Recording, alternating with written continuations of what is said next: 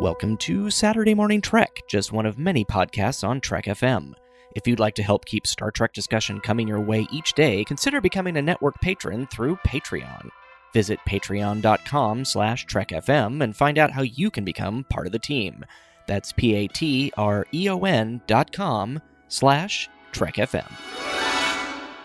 This is DC Fontana. You're listening to Trek FM.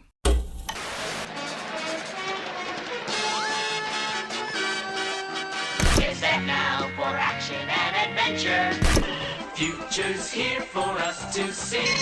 It's 2200 AD. Their mission, to fight injustice, to right that which is wrong, and to boldly go where no man has gone before.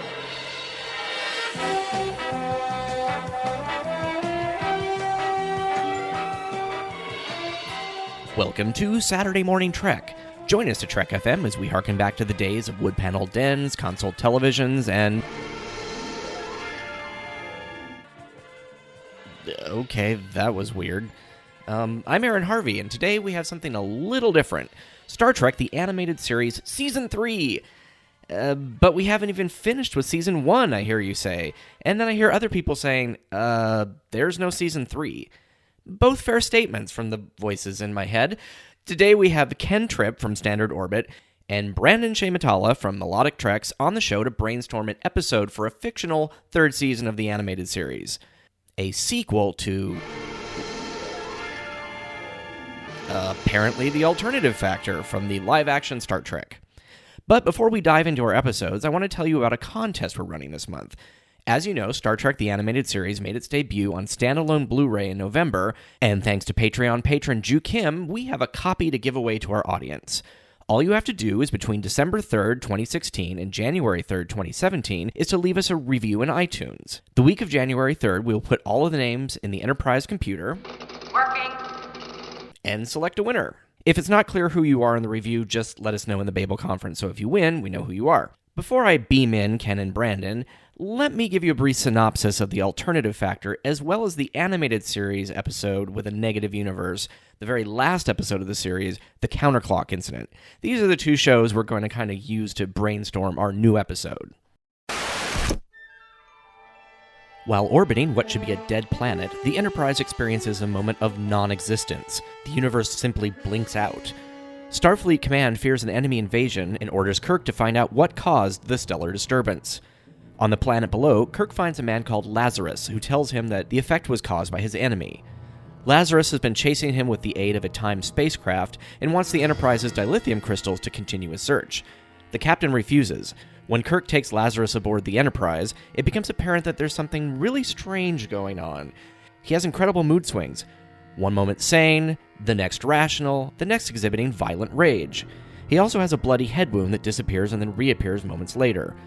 He manages to steal the ship's dilithium and return to the planet. Kirk follows and discovers that Lazarus is actually two people, one sane, one a madman, with one of them from an antimatter universe. The sane Lazarus informs Kirk that they can only appear in one universe at a time. Should both men be in the same place at the same time, both universes would be destroyed. Kirk helps the sane Lazarus trap his counterpart into an intermediate time corridor where they can hurt neither matter or antimatter universe, but will be trapped in a fight until the end of time. And for the animated series episode, The Counter-Colock Incident, the Enterprise is taking its first commander, Commodore Robert April, and his wife Sarah to a diplomatic conference on the planet Babel and his planned retirement ceremony when it encounters a ship flying at fantastic speeds directly into a supernova. The Enterprise attempts to assist by grabbing the vessel with its tractor beam and locking on, but instead both ships are actually pulled into the supernova and into a negative universe where time flows backwards and everything works in a counterclockwise fashion. Consequently, everybody aboard the ship begins to grow younger. The young woman piloting the ship, Carla 5, takes them to her homeworld, Eret, Terra spelled backwards, and seeks the help of her son, a much older man named Carl 4.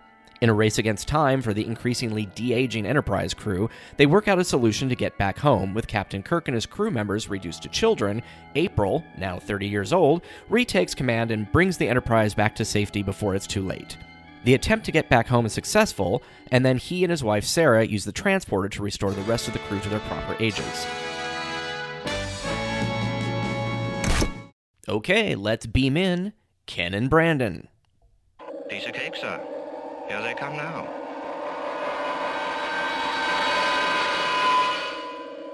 All right, so the reason we're here today is on episode 148 of Standard Orbit, Brandon was on talking about the alternative factor. And a couple times he mentioned that, it could be explored in animation and with some interesting ideas, more than it was in the original series. And the animated series was very good at kind of following up on episodes from the original series. Very different from what the Next Generation was, where they wanted to completely steer away from that and failed miserably. But so today we thought we would talk about creating, a sequel, an animated sequel to The Alternative Factor. And so we're just going to jump right into the conversation and start brainstorming. This is a kind of a first for all of us. We're not on the Char Tristan level of writing an episode on the spot. Yeah, the only thing I've written so far was was when we did the season 2 of Star Trek 2017 on the Patrons Roundtable, and then we got some casting information and was like, wow, were we wrong? It was before it even had a name, wasn't it? Yeah, pretty much. But I just want to say I'm really excited for this because I just fell off a cliff. Well, you're consistent in how you start shows, Brandon. I also did it on my From There to Here when I talked about the alternative factor. I fell off a cliff then too. So one of the episodes that we had talked about in the animated series that also had sort of the negative universe was the Counter-Colock incident. And it literally was a photo negative of the star systems. So it was a white sky, black stars. The ship flew backwards, people's brains worked backwards, and they aged backwards. So not quite the same universe that we know of.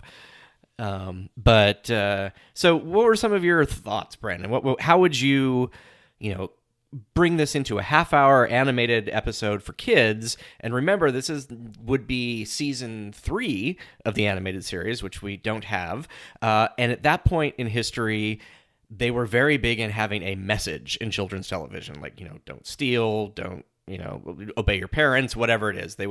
It was a big mandate for the networks to have messages kind of buried into these cartoons, not very subtly. So love your parallel self, I think, would be the message. Love your parallel self. So what I kind of had for a premise idea for this would be the Enterprise crew maybe comes across another one of these little white ships with the bubble on it, and they go in there and they find inside the child of Lazarus. And interesting. Maybe crazy Lazarus put his kid in one of these time pods or spaceships or whatever it ends up being, whatever we determine, and sends it off as safety because he knows about how the other Lazarus, if they meet, they're going to destroy themselves and whatnot. So he sent his child off and sent it maybe into, I don't know, some type of a spatial anomaly that would protect him and keep him slightly out of temporal phase with us or something like that. So they're all kind of Kal-El from Krypton. Yeah, something like that.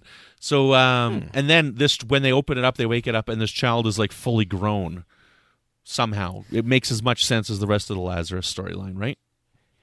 Well, and it kind of goes along with the Counter-Colock incident too, where they had the weird aging, in the negative universe. Ooh. That, that's the question. It's like, do we want to make these the same universes that somehow they're actually connected? Like, do maybe Carla 5 and those people in the negative universe, maybe that universe is in that corridor? Because wasn't it that they went through the corridor and then when they got out of the corridor, it was just a regular different universe? That's exactly right. So I think they actually passed through Carla 5 universe to get to that other universe, which could make that even more interesting. Maybe he sent his kid into... No, that wouldn't work then if he sent his kid into that corridor and ended up being there, because if he was a baby and he got younger, then... Yeah, so then that he would... work. Well, it could... Maybe well, the other thing he's is, the remember, baby. it's a time-traveling pod. Oh, that's true. It could be the baby, too. That would be interesting. I'm sorry, Brandon. It's your story. Yes. Please carry on. We're all responsible for this disaster. Maybe the two Lazaruses are getting younger? Could be interesting. Well, and the other idea that I was kind of toying around with before we recorded was, since that is a time travel pod, what if the Enterprise met Lazarus before whatever happened in the original series happened? Like, could that... I don't know if that works with anything. No, because the animated series would kind of tell story chronologically, right? They wouldn't tell something out of timeline. Is that what you mean? Yeah, but I mean, you had Doctor Who at that time still that was telling things out of chronology, out of order. But yeah, but no, I mean, maybe for a kids' cartoon that might be too confusing. But I was thinking that if if they met Lazarus, he doesn't know who they are, but they know who he is because they haven't met him yet, and it could be one of those, Spock explaining, it's like, well, Captain, you see, when we met him before, he had, kind of explaining the timeline thing, but that might be confusing for the 70s. So I got something to offer for you. So if you're going to start off the show, and before you get to the point where you find the baby Lazarus, go through the acts and everything. Okay, but there's always got to be jeopardy. There's got to be a reason for these things, right? They just don't stumble upon it. So what I'm thinking is the Enterprise is shaking around. Things are all out of whack. They find the ship. They find the baby Lazarus, and to kind of fill in where this is going, if they find the baby and there is an adult, because they are not the same age and they are no longer parallel, everything in the known universes is now out of balance. Ooh. Ah. So something happened to make one Lazarus get younger. I like that. That's great. Yeah, so that makes time go all out of whack in both areas. Like it's flowing out of sync. And it's somehow like the original alternative factor. It's wreaking havoc with the fabric of the universe, right? You're getting the phasing, you're getting the vibrations. You've got the Federation Code 1 or whatever they were. But things are definitely out of whack again, and because the Enterprise had dealt with this once before, they have an idea of what's driving this. And with the animated series, you could see something like you're getting a scrambled egg before the egg is cracked or something like, just they do something visual, like, just like that we probably wouldn't do in real life in live action, but it would be, something a kid could understand. That would be... That's absolutely right. That's a great idea. Little incidents that just happen reverse from time to time, and it's confusing people, and it also makes kids laugh. Yeah, excellent. Good. Sort of like what was in that Next Generation where the ping pong ball froze. I think was it Voyager? One of the two. There was an episode where they were playing ping pong and it just stops and then it goes again or something like that. But it's like a weird out So of... then what if... So the reason for this then is when the Enterprise destroyed the ship in the alternative factor, because they only destroyed one of them and not the other one, it kind of left an opening in the gateway somehow, so this weird energy came through and affected the crazy Lazarus. It turned him younger, or it turned one of them younger because of this opening. So energy was flowing through the corridor. Oh, we could, because the last time when they went into the negative universe, they went through a supernova. And they had to have a supernova on both sides for it to be for the way of it. What if we just started getting like more than one supernova where they're out charting stars and just like, that's not usual. I guess that happened in Voyager once too. Yeah, but it turned out to be the Q. Q, yeah. No, that wouldn't work then. We don't want to go outside of the continuity. Yeah, I guess it could just be that things start flowing strangely. No, I think the ship could be there, and what could be interesting is if you have this baby... So where do we find the ship? Is it on a planetoid, or is it just in space? So are we going to go with space? So are we going to go with that we find a ship with the kid in it, or are we going to go with that they have to discover the Lazarus within the corridor?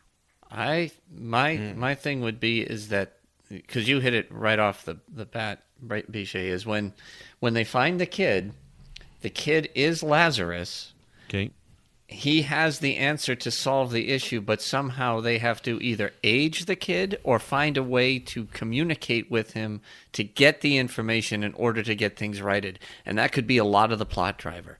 Do they use the transporter? Do they do something like that? Yeah. One. Yeah. Well, we could have the backwards talking, which is always fun with the, so they'll figure, there's going to be somebody who's like, oh, that sounds familiar. We've come across that before. Mm-hmm. And so they put it through the universal translator, which I think they did the first time and it worked. Right.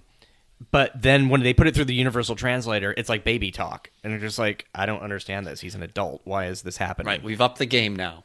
Right. It wasn't so easy just to throw it through the translator like it was before. Yeah. Now we have to figure out how do we get a child who we know has the adult brain in him and age him, communicate with him, or extrapolate the data they need in order to somehow create another ship, which I think has to be the ultimate goal.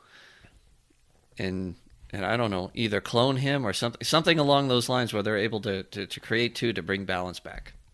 I love it. Okay.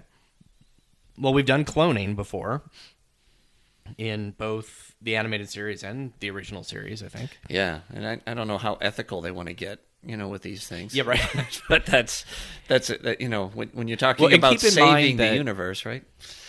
In theory, okay, DC Fontana said that if there was a third series, if they actually had, she said she would have been interested in going back. So I'm trying to think from her viewpoint, which is probably fruitless because I'm not anywhere near a good writer. Great. I had an interesting idea here that we could call back to another TOS episode. So when at the end, the solution to figure out how to age Lazarus, what if because this would be a good thing for an animated series to do, and it's something that the animated series would do. Dr. McCoy calls back to the deadly years, and he says, because the kid is young, if I use the antidote that we used in the Deadly Years episode to make you guys young again, it'll make him old again. But will it age him to the point where then he dies? So he'd be like, we only have to give him a half dose.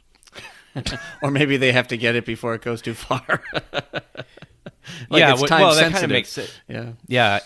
They were never transported, so they don't have the patterns, right? Right. Lazarus was never in the transporter.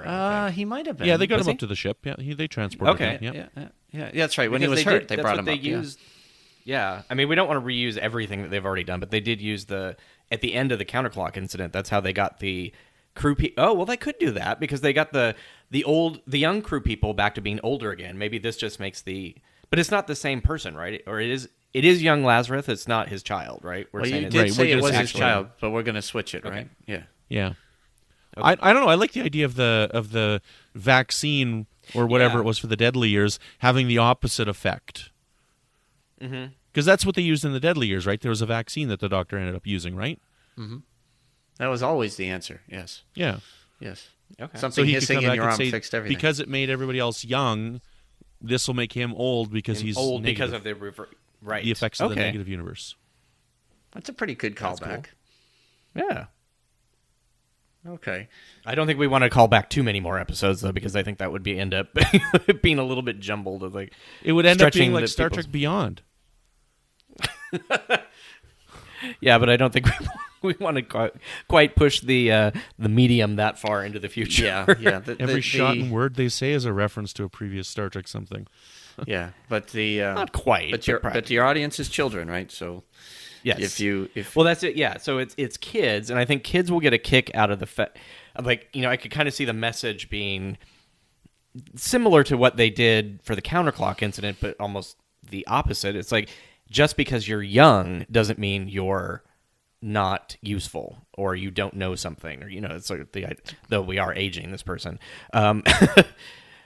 Maybe something to do with wisdom, with You can't grow up too fast. I don't know. I'm just trying to think of what would the message because be? Yeah. So this has to be they don't all Lazarus, have messages. Though. It has to be the good Lazarus because the bad Lazarus wouldn't tell us how to trap him in there again. No. Yeah, because the good Lazarus is going to need to go back and be into that eternal battle with the bad one, right? Right. Okay. What is there? I wonder if there's a way that we can figure out a way to free him from that battle? What if we put him back into the negative universe, but he stayed with in Carla Fives in that part, not in the corridor part, but the other guy's still in the corridor and can't get out, but at least he's with people. That there's a civilization, and he's not just, I don't know, maybe they're remnants of his own society, people who tried to escape from whatever. No, that's probably too complicated. No, but I think you're onto something, though. It would be nice to not have to put him back into an endless battle with this bad guy. Yeah, but I see where you're going. If you use that kid and it's the good Lazarus, and things have gone horribly wrong on their side in the parallel universe, could this be, the worm on the hook to pull in what they need, whatever that is, and this is what we could flush out. So, Bisha, you have a baby, you have the ship, you have the universe is in flux. Things are going crazy. We're figuring out how to communicate with the baby. You've come up with a great plot line on how to age him so that he can communicate. Now we have to get to, okay, why is he here? How do we fix it? But if we circle back, why was he put there in the first place, right? That's really the question. Yeah. So they must be reaching out to Kirk or the Federation or this universe, right? To help them fix something. What are they trying to fix? What are they trying to fix? Is it something to do with the evil Lazarus? Maybe they need to stop him because he's discovered that corridor is not just those two people, that he found out there's a whole civilization there, and he's kind of trying to do the same thing he did in our universe. Yeah. Well, I guess he did. I mean, he was just after the... Well, he wasn't saying... It was basically the fact that he couldn't fathom that there was another version of himself, right? That was sort of... Right. Maybe he's figured out, like you're saying, that there are multiple universes, multiple existences of himself, and he wants to get rid of them all. Kind of like in TNG with all those Enterprise popped up and you had Riker screaming and all that other stuff. And we have 25,000 hails. Yeah, that would work. Yeah. As if he finds out he might be on the loose. So this hole that allowed the baby Lazarus to get out, the bad Lazarus, the grown-up Lazarus also got out, but they ended up in a different universe, and they got to find him to stop him. The baby Lazarus could have taken a long journey through the Carla 5 universe to get to this universe, which caused him to be young, right? And the other Lazarus is in a more parallel universe, a different one than the one we know of, trying to get his other self. I don't know. Are we getting so the too Enterprise deep? has to go through the negative universe into the other universe that's not the first original universe that the good Lazarus came from. That's right. Another one. Yes. Yes. Is this going to be confusing for children, let alone adults? I don't know. Oh, sure. Yeah, okay. But that's okay because the animated series did do that a lot. Yeah, when you watch the animated series, I don't see young kids getting it. They're like, ooh, pretty colors, things happening. But the stories are adult. I mean, they're maybe simplified, but they definitely...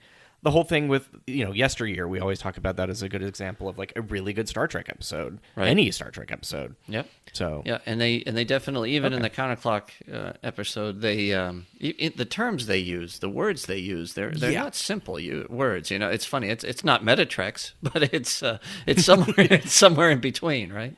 Well, we've got the animated characters, quoting Shakespeare. We had an episode where Kirk had to question, is he going to basically discard the Prime Directive to save Spock, who was dying?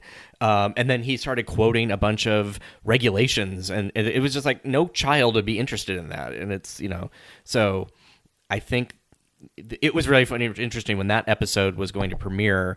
They had one of those TV shows that they do before Saturday morning cartoons, or they used to, where they talk about what's going to be the new shows that are coming out, and they have that, and they show the clip, and then it was followed immediately by the Munsters, and it was like this goofy music. Just like the tonal shift was just crazy. So yeah, I think we can do what we want as far as that. It's just we do have that 24 minute time, Story period compression that we have to work in. All right. So Act 1, all kinds of crazy things are going on, Crazy. time shifting, Yep. all this other stuff. They find the ship, they find the baby. Act 1 and Act 2, I guess, and then they come up with a way to age Lazarus, the good Lazarus, so that they can Yes. get their information, and they find out that the bad Lazarus, who was insane, is Yep. not in the universe that they were fighting against, but in another one, going after another Lazarus, which that could be Yes. confusing. But because... Well, we can also get, basically, because he's an adult, and this is the cartoon, we get that sort of exposition dump. So we can figure out a way to say that's very clear, but not very natural. There you go. And the good Lazarus, who realized that the only people outside of his own universe that had any knowledge of this whatsoever is the Enterprise, and that is why he somehow found a way, even though it took him through the Carla 5 universe, to find the Enterprise. So That's probably where he heard, they were in that negative universe, and as he explored that, he met these people, and they had mentioned the Enterprise, and that's how there you go. Okay. he was able Yep. to get out. Okay. So now it's how do we get the Enterprise and the crew and the good Lazarus to find bad Lazarus in whatever universe, so whatever, I don't want to get too far into technobabble here, but there must be a way to retrace how that ship got through and how the Enterprise will go back, and maybe some conversation with Starfleet headquarters to let them know what they're doing, because if they don't, everything's going to go nuts. Right. I think that Spock could come up with a mathematical equation for how he's got to warp through the star, like that same supernova, in order to Well, they get mentioned through. the slingshot effect in the animated series, so there's no reason why. Maybe it's like some sort of interdimensional slingshot effect. Yeah. which would warp takes through, you- and because as he warps, as they slingshot around this supernova, they're passing through the layers of the universe into a parallel one, and so he mathematically has to figure out which universe to go to based on the trajectory of when they blew up the ship and how much time it elapsed, which means that Lazarus would end up in this universe. Doesn't have to make sense. It's just technobabble. Well, he might have come through all of that with the formula to get them back, right? That could have been a piece of it. Because he's specifically coming to find the Enterprise. That's true. So he does know. So it just has to be Spock and him working together. What happens once they get into the other universe? At this point, it's going to have to be you're towards the end. Fairly, I mean, the animated series episodes ended like they were stopped abrupt, pretty much. yes. So that we don't have to worry too much about like the wrap up and sending everybody about their way. But it would be interesting if it was the first 2-parter animated series. But I don't think they really did that on cartoons much. So if at all. So we can't kill the bad Lazarus, right? Not in the animated series. So what is the alternative? Do we cryogenically freeze him? What is the alternative? The alternative to the alternative? Do they cryogenically freeze him or something? They got to get him in back Carla into 5? that. They could do one of two Then things. They can either get him back into that corridor with the good Lazarus, or They risk that could- whole thing happen again, though. They could. Well, no. What if they? I was going to say they could throw him on that moon from beyond the farthest star with that thing who's all lonely. I was thinking that.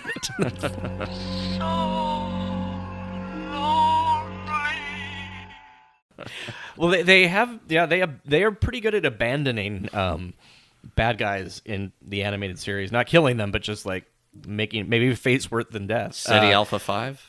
Would it fit the show if they figured out a way to abandon just the bad Lazarus in that corridor somehow? Well, here's another idea that might work is if they go back through the negative universe and which we're now saying that Carla 5's universe is part of. What if they basically said, "Oh, we'll put him in our jail" or something to that effect, where it's like he's our problem now, and we can stop him or take care of him, or just that way he will never interact with the other one, and he won't ever be able to escape. Could they bring him to? Oh my goodness, I'm losing the name of the planet. The penal colony there of Garth. SETI Alpha 5? No. Oh no, Garth. What was that called? I can't remember what it was called, but they had that machine to help the mentally insane recover. Oh right, but that he would be in our universe then. We can't have him there. Can he? I don't can know. Can they? They can exist. They can't be in the same any universe. They could only be in the corridor together. They can't be in Right. the same universe together. Yeah, but So we would have to do an can we make him exchange. better and put him back? Or now we're getting into a 3-hour episode, I guess. But Yeah, it's a novelization. That will be the Alan Dean Foster version. That's right. Which will have a lot more information. You'll get how he was treated. so they put him on a Or frozen is planet there- in his universe, deep in the ice. Well, and the other question is if we want to be very animated series, do we figure out Kirk used to talk computers to death and make them explode. Now he basically talks people into being good. Is there any way that we can get Kirk to somehow convince Lazarus that kind of an infinite diversity and infinite combination sort of thing, that many of him is a good thing? Oh, I love it. That's Like- great. I like That would totally fit the animated series. Yeah, that yes, there's more of you, but that doesn't make you. I guess he was worried. Was he worried about not being unique? I don't remember that specifically, or if that was just He was something just I read crazy into it. that when he found out there was more than one of him, and he's like, he can't have that. There can only be one of me. Okay, so there has to be a way that Kirk could, somehow make him Kirk understand. mind foo or something. Yeah, Like the that is computer one- in the Shore Leave sequel. Yeah, He's like, yes. it's good for you to serve people. You're right. It is good for me to serve people. Everybody come down, and I won't kill anybody. Yay! Well, I was. So if they It's can, good Once for there upon to a be more planet. than one of you, Lazarus. It's really good because if there's more than one of you, you could do twice the laundry. well, if the universe is all the universes are getting torn apart, Kirk can do his speech and demonstrate on the view screen or whatever the havoc that is being created multidimensionally across the spectrum, right? I mean, maybe show his mother or something, like in jeopardy or their planets. But if, That would be Yeah, interesting. if you don't make this right, everything's going. Existence as we know it is over. And they never Well, went and too far he- into the alternative factor, but that was what was going to happen. They were traveling, like, followed him to the end of time or whatever they were saying. It's like where everything was destroyed, right? Is that what it... But is that what drove him crazy? Or was he just... He was just crazy that there was another one of them. That's all they said. Yeah. That's all it was. That was his motivation. Yeah. We could put that speech, Aaron. You got to cut in the speech from Ghostbusters at the end, where they're like, "It's real biblical proportion stuff. Cats getting along with dogs," and like, Total anarchy. That's the 80s. It doesn't exist yet. No, okay. I think that's it. We can tell him it's tell him how bad things are because of what he's doing. Show him the video, convince him that what he's doing is bad, and convince him that the best thing is for them to go back to their universes, right? But because the one Lazarus's universe was empty, he's going to end up in the reverse universe of Carla 5, right? So that's right. where the good one will end up. So they age him enough so that he's a grown up again, but then he's going to grow young, and the bad Lazarus can stay in our universe, or vice versa, or whatever. What if we find a way for the bad Lazarus to go back to his own time and place where he was singly him, and by sending him back there, he somehow doesn't remember there was more than one of him? Wait a minute. No. Either using Carla 5, right? So either using Carla 5 or some other device, you make the bad Lazarus, you put him back in time before he knew there was a parallel universe, and somehow the Enterprise destroys that corridor. And that way, that he never meets the other Lazarus. Does that mean that TOS episode didn't happen? Yep. Sure, I love it. That's a great, and nobody's destroyed because, like, basically they are saying in that episode that the two universes that they're from, Because I never got the impression that either one of them was from our universe. They were both from like other universes, and they just ended up in this one here, right? Because sorry, I just hit this 1 second. They just ended up in our universe because we were in the middle or something like that. So yeah, I convinced them to go back to their own, go back in time, seal the corridor ahead of time.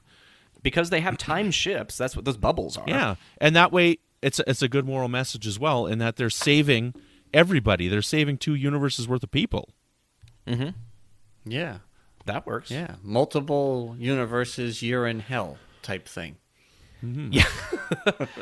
That is kind of interesting, and it sort of undoes that. And then, are the Enterprise crew is going to remember that this happened, though, right? Mm-hmm. Sure. Is it because they were, not affected by time? And then when they come back, because it's not their universe that's getting reset. They're caught in a temporal wake. Where have I heard that before? Yeah. Well, no, because if it is a different universe, that is the different universe's timelines, not our universe. That's right. So it still happened in our universe. It just didn't happen there. That's right. I've never thought of temporal mechanics through multiple universes. That's kind of interesting. Yeah, yeah. You should write maybe the team from Discovery will hear this episode, and we will inspire them to come up with something really unique. That'd be interesting. Jordan Hoffman tweeted that he hoped that Doug Jones would play in Edosian, the Erics, the 3-armed, 3 legs. Oh, jeez. But we've seen that race, I guess, in the animated series, so I guess that wouldn't be a new race necessarily. No. Well, yeah, that would be fun. Not to get too off track, but I saw everybody praising this new cast. I was like, I don't know any of them. I hope they're good. I know Michelle Yeoh, that's it. I didn't know her either. I know Anthony Rapp and Doug Jones, but that's... Yeah. Those are the only 2. Oh, well. Michelle Yeoh was in an awesome movie called Sunshine. Yes, I did see Sunshine. Oh, man, that movie is so good. The depressing one about the sun? They got to go restart the sun? Yeah. I think she was in that one. Yeah, it's at the end, then it's like they're in Sydney, and it's... I guess the sun maybe got reset. You don't really know. And then the credits roll. I think it did. Then you... Okay. You want to believe that it did. I do.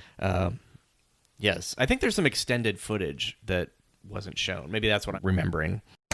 The Star Trek Super Phaser 2 Target Game uses 1 9-volt and 2 penlight batteries, not included. It signals when you hit the target reflector badge. You can hang the target almost anywhere. Flash the phaser.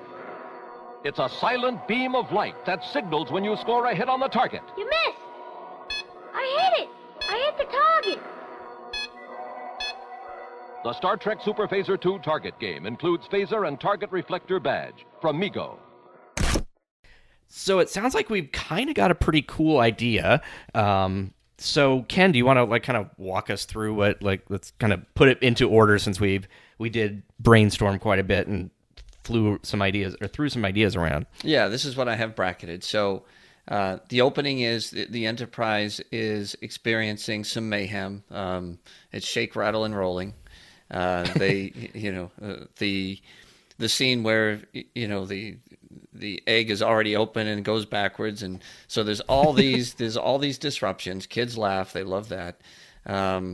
They recognize that this is a very similar pattern to what occurred during the alternative factor. They find Lazarus's ship. They beam a baby aboard from the ship. It turns out to be the good Lazarus baby, and then they use the vaccine from the deadly years to age him. And once he's aged, he's able to communicate what the problem is. And they plot a course. They go to Starfleet, tell them this is, because this disruption is occurring all across. They have the information from the right person that can help them, guide them to correct it. We don't need to get into a lot of technobabble as to how. And then they cross into a parallel stream where with the good Lazarus helps track down the bad Lazarus, right? Who has gone crazy in another universe, tracking down as many of the replica Lazaruses that there are, or parallel Lazarus. Alternate, thank you. Alternate Lazaruses that there are. They have to put the good Lazarus, they have to get him off the ship, right? Because they can't be together in the same spot. So they have to drop off the good Lazarus in his universe, find the bad Lazarus based on that information, They have an incredible speech, but the stuff that the kids will like is that on the view screen is all this mayhem that's going on, and convincing him that he has to stop hunting these folks. As they're doing that, they realize he's too far insane. He's too far gone. They need to use the Carla 5 universe to reverse him or reverse the timeline somehow, some way. This is where it gets tricky.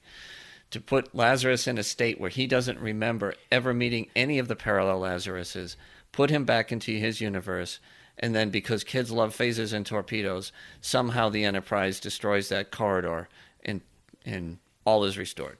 Somewhere along the line. So that's the bracketed what I've got so far. I'm picturing Ken here dressed up in the yogurt costume from Spaceballs. He's like, kids love this stuff. Spaceballs the flamethrower. That's right. That's right. They'll love this. No, but if you put him in the Carla universe, he's going to age backwards and really fast, apparently, according to the Counter-Colock incident for no apparent reason. That's right. So, yeah, he will go back at a certain point. Then they can just pop him into his own universe somehow. Okay. So that'll work, yeah. All right, so does the speech need to be in there with the video, trying to convince him? Or as they're doing it, like I was saying, they realize they can't correct his head. Because I added a plot. I brought the original into it because it was in my notes, but I should have scratched that out because we changed that to somehow using We need the some time kind continuum. of Kirk speech somewhere, though. Okay. So, let's see. Where would a good place for that to be? I'm trying to think of it. Is it something that... I don't know. He's not going to say that sometimes people are just too crazy and we have to de-age them, or I don't know. Where? Well, do we Spock, hit on Spock can get involved there, right? That's true. He's like, Captain, you've done all you could. Medicine can't help him. There's only one alternative, and people are going to think. Yeah, people are going to think it's one kill him, alternative. And the actual alternative is to put him back because they have to put him back in his universe alive in order to bring stability, right? Right. Okay. Yep. That works. That's cool. What do we want to call this episode? I know that's one of the fun parts of naming these. And the animated series really was pretty consistent with the original series. They had pretty, the names were pretty consistently adult. They weren't, Only one alternative? That was interesting. Or one alternative, or... I don't know. I'm trying to play with it, and it's not that easy. But it's like Mud. It's like Tribbles. It does connect back, so the wording was similar. And it should have alternative in there somewhere.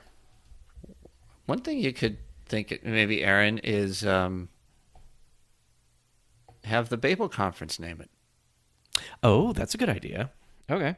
Well, what we'll do is we'll put into the Babel Conference our ideas, and then we'll have people, see what they would like to call it. And who knows? Maybe if I, have endless amounts of time, I'll write this episode up or something. It would actually be kind of fun. I have thought about playing around with an animated series script. I actually want this episode to sort of be our, let's do a 6-episode third season.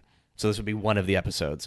In the future, we're going to, and this is something we're going to do with Standard Orbit, as well as I think Norm is going to come on to talk about an animated series Mirror Universe episode, which is challenging because the Mirror Universe episode is the cutthroat, murderous, world, and this is on children's television. But we have some ideas. Cool. So very cool. Traveling into the negative universe isn't the only thing we've been doing on Trek FM this week. Here's a peek at some of the other shows you may have missed elsewhere on the network. Okay, enough. Previously on Trek.fm, Standard Orbit. Don't watch any of the extras on the first disc because they're all duplicated over the second disc. So then that way you can just watch them in order and not have to worry about, let me skip this one because I watched it on the first disc and do all that. Wait, to clarify, they have all the special features in column A on one disc, and then all the special features of column A plus column B on a second disc? That is correct. That makes no sense to me at all. I know, I was very confused when I sat down to watch it. Melodic Treks. Matter? I bury nowhere. Oh, it's painful. I don't know. You snowing me? You snowing me? Painful's just saying remess and blah, blah. I felt myself falling asleep. I felt like it was my parents were telling me a good night story where you were giving me that track listings there. That, like, does it still McFly? That's one of my favorite ones. Stage 9, a podcast about the people who make Star Trek. Within about 15 seconds, you texted me back, Dr. Giggles, we have to do Dr. Giggles. And my question for you is, yes, why did we absolutely have to do Dr. Giggles? Saturday Morning Trek. And all these things just brought in more and more people who thought they were alone, and they found each other, and they made their clubs, and then they made conventions, and that's what the 70s were about, was getting Star Trek back and finding each other. And that's what else is happening on Trek.fm. Brandon, when you're not evangelizing the alternative factor, where can we find you? Yeah, it's not possible because I'm always doing that. But in between breaths, if you want to talk to me, you can find me here on the network with new episodes of Melodic Treks, which is all about the music of Star Trek. And we've had some wonderful interviews on there, as well as we're wrapping up our year-long rewatch called From There to Here. And I've got, as of this recording, the night that we're recording this, I actually have 2 more blocks to record still. And by the end of the year, I will have been on 110 episodes of From There to Here, which is just about a full third. Wow. And it might actually be 120. I think I picked up a couple more in there. But yeah, I think it was 120 because I was on just about a third of the rewatch this year. As well as I've been doing many episodes of Warp 5 with Floyd lately. And we just had released a very good interview with Eric Pierpoint, who's been on all of the new Star Trek series, Next Generation, DS9, Voyager, and Enterprise, and he was also on Alien Nation. So that was a really good interview that we had. So it's been a lot of fun doing all these shows around the network. You can find me on Twitter at Brandon Mutala, and every once in a while I poke my head up in the Babel Conference. And Ken, where can we find you when you're not falling off of cliffs? There we go. Well, first and foremost, Aaron, thanks for having me aboard Saturday Morning Trek. This has been something I've really been looking forward to for a long time, and I know we met all of 5 minutes in Las Vegas. We didn't get a lot of chance to talk, but this has been fun, and the collaboration with you, Brandon's been a joy. But I'm a co-host on Standard Orbit. We're having a good time over there with my friend Zach Moore. And you can find me always in the Babel Conference. I'm always trying to cause trouble, get people to talk, and go back and forth. And then I'm also on Twitter at BostonSCPO. Awesome. And you can find me on Twitter at GeekFilter, and I am also in the Babel Conference, our Trek FM user Facebook group that is a private group, but if you just message us, we'll let you right in. And I think this is the only time we've had 3 people in the wood panel den, aside from when we interviewed Walter Koenig. Yeah, so and it's not crowded in here because these 70s, rumpus rooms are pretty large. Very big, yes. Do you need help getting out of that beanbag? Or are you okay, Brandon? I'm good. I'm going to have a nap. Okay. Well, I'm going to go out and play lawn darts because they're still legal. You want to play with me, Ken? You catch them. Yeah, do you want do you want the front of the house or the back? Thank you for joining me. This has been fun. And remember, there is an animated series.